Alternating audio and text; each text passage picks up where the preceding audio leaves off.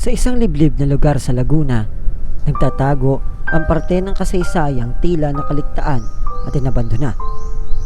Lugar na gumugunita sa mga nasabing sundalo ng Pilipinas at Japan sa panahon ng pangalawang digmaang pandaigdig. Tinatawag ito bilang Hitoji Temple Ruins na itinayo noong 1970s bilang memorial ng mga sundalong Hapon at mga di pa kilalang mga sundalo ng Pilipinas.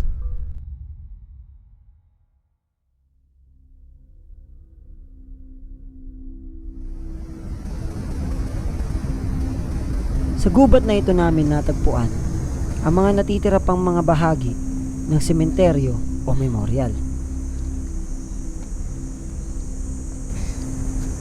Ito yung mga ilan sa mga to. Wow! Nakakaano kasi 1976 ata ginawa to. Nung hindi ko alam kung ano pangalan nun. Dito ang explorers may nakalagay na Philippine Unknown Soldiers. Unknown soldier. Ang kabuuan nito ay Hitoji Temple. Ngayon, na kami dumating dito bilang caretaker, itong Philippine Unknown Soldiers Memorial. According sa mga nadating ditong Hapon, Koreano o Pilipino, ito ay pinagsama-samang soldier ng Koreano, Hapon at Pilipino na namatay during World War II. Nang itayo ito Hitoji Temple 1972 under Kajiwara. Nakakamanghalang explorers na possible nga na ayon sa sabi ni nanay, possible na meron dito nakalibing na iba't ibang mga tao. Ilan sa mga makikita sa lugar na ito ay ang mga lapidang ito ng mga sundalong Hapon.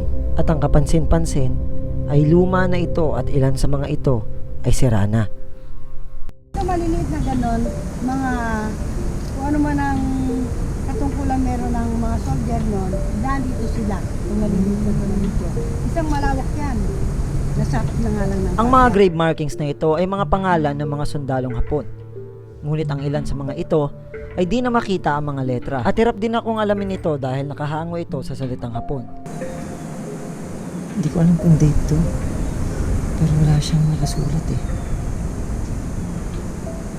Pero saan kaya to? Sa tingin ko kaya. Sa tingin ko meron talagang buto dito. Sa tingin ko merong buto dito, explorers.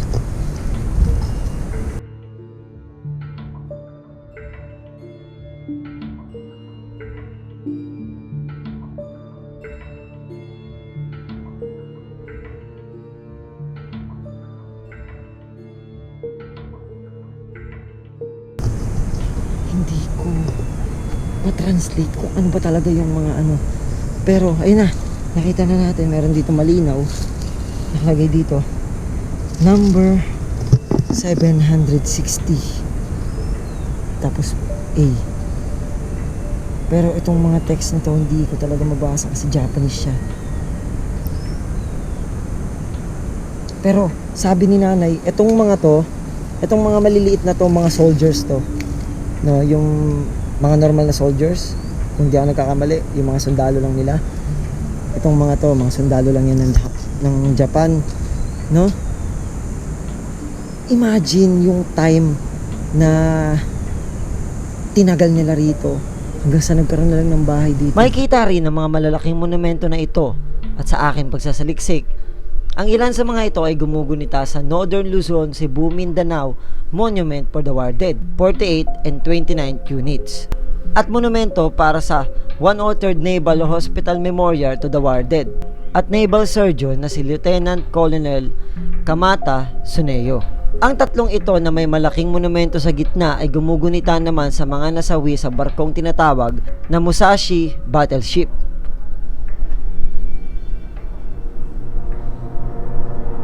Ito yung simbahan dati na ginawa ng bahay nila nanay. Punta naman natin explorers yung ibang section. Kasi sabi ni nanay, itong buong area na to, malawak pa daw dati itong cemetery na to. Pero may mangilan-ngilan na lang na natitira dito sa side na to.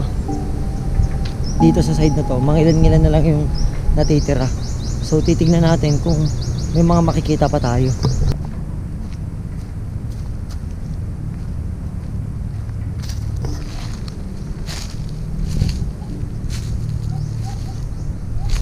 Ito, explorers. Parang may hinukay dito. No?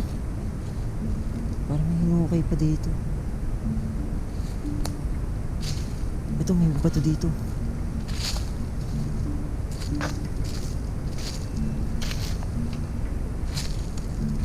Mga explorers. May ibang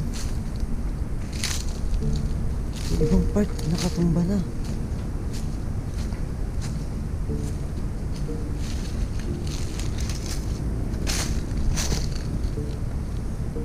Ito nga.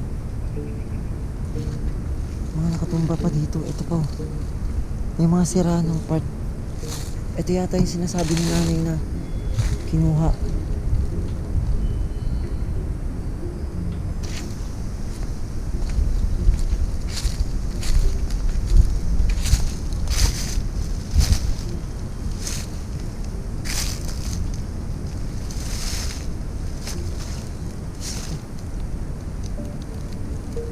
Ito sa mga part na to.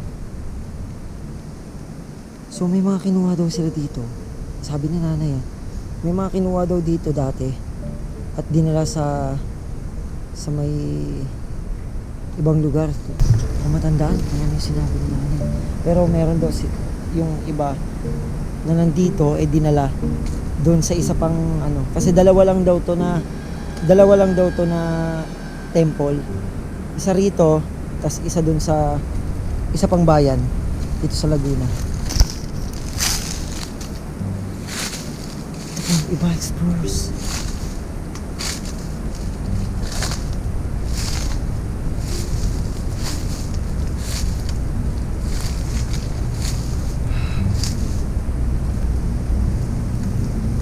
Iba explorers. Wala na siyang yung nakalagay dito pangalan. Wala na siya.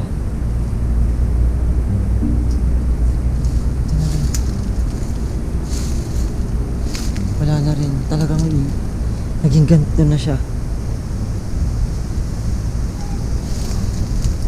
Oh, pare-parehas lang yan. Bale, 1, 2, 3, 4, 5. So, kung matatandaan nyo yung sinabi ni nanay, yung mga ganitong nicho, ano siya, may mga ranggo tong mga to. No? Kumbaga, may mga ranggo talaga sila. Kaya parang special yung pagkakagawa sa nila.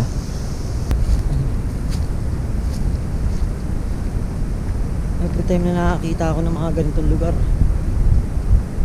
sobrang nakakaano ng loob.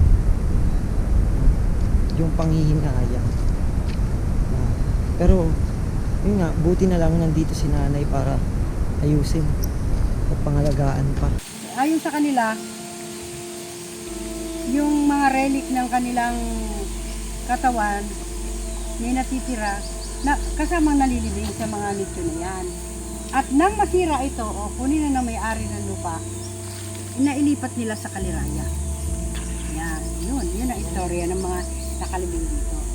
Japanese Memorial, ang pangalan nun is Japanese Memorial 1970. Yung Kaliraya, yun. Ito, 1972, di una pa to, di ba? Una pa yung Hitoji Temple. Ito yung 1972 nang itayo. Ito mga general photo. Basta sabi nila yung matataas na yan, may rango. Mahaba yan hanggang doon yan, may matataas pa doon, may ganyan. Meron yun yung ganyan kasi ito lang siya kayo lang. Ito yung parte na lang ng history ng Japan at Pilipinas na noon, ngayon, at sa susunod pang generation, history. Yeah. Hindi mo muna. Oo. Dahil World War II remain. Sa pagtuklas ko sa lugar na ito, ay meron akong isang bagay na natutunan. Ito ay ang pag-alala sa lahat ng bagay, tao at pangyayari. Na kahit ano pa ang ating mga pagkakaiba, ay parte pa rin tayo ng kasaysayan at isa tayo sa mga sumulat ng istorya ng ating buhay. Dahil sa mga ito, ay matututunan nating sa hinaharap ay maitama ang mga mali at mabigyan ng lahat ng kalayaan.